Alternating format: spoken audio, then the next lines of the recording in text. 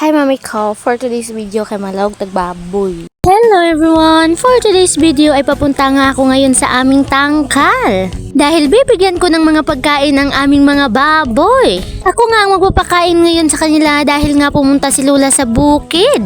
Wala din naman akong pasok kaya for the go. Actually mga mami ko ay hindi naman talaga sa amin yung tangkal na yon at nakikilagay lang kami.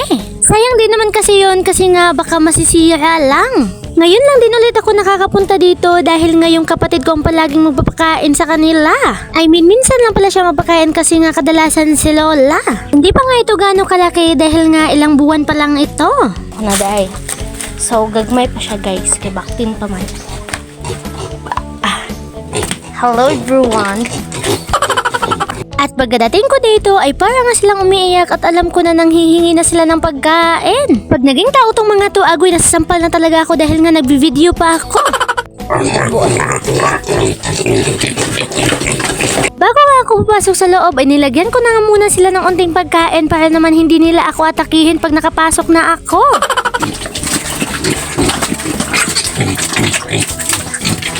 So, musulog ka guys. At sabi ko nga kanina na papasok na ako at ayan na nga nakapasok na nga ang person. At dahil nakapasok na ako ay nilagay ko na lahat yung pagkain nila at baka ako'y kakainin na rin nila.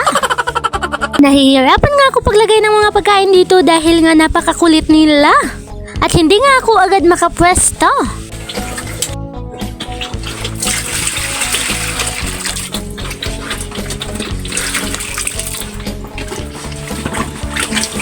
Ayan nga mga mami ko, nilagay ko na lahat yung mga pagkain nila dahil nga uuwi na ang person.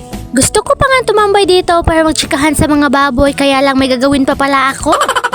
So yung ato na paglawag di ay sa baboy. Bali, 4 po na biik or baboy yun nandito sa tangkal. Alam nyo ba na yung isa dyan, yung maliit ay naku, muntik nang mamatay nung una. Dahil nga natapakan siya ng mama niya. At lumabas pa nga yung mga small intestine niya, large intestine, basta at pati yung mga heart niya. Ay heart, isa lang yung heart. At syempre to the rescue din si Lola kaya ayan na buhay. Ayan nga mga mami ko, ay tapos ko na silang napakain kaya uuwi na ako. Bago pa nga ako uuwi ay pupunta muna ako sa may balon dahil nga kailangan akong maghugas. Hugasan ko po yung dala kong balde.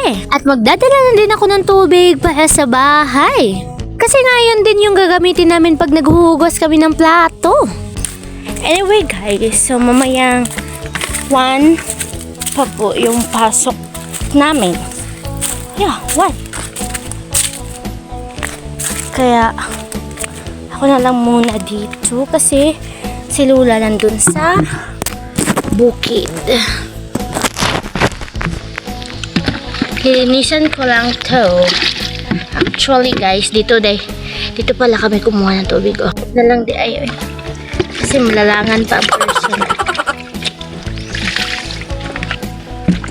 Nandito lang ako sa may balon at ayan nga naghuhugas na ako ng aming balde. At nag-iisip pa nga ako kung papasok ba ako o hindi dahil baka naman walang pasok pagkadating ko doon. May sinasabi nga ako dyan kaya ako na lang muna ang makakarinig.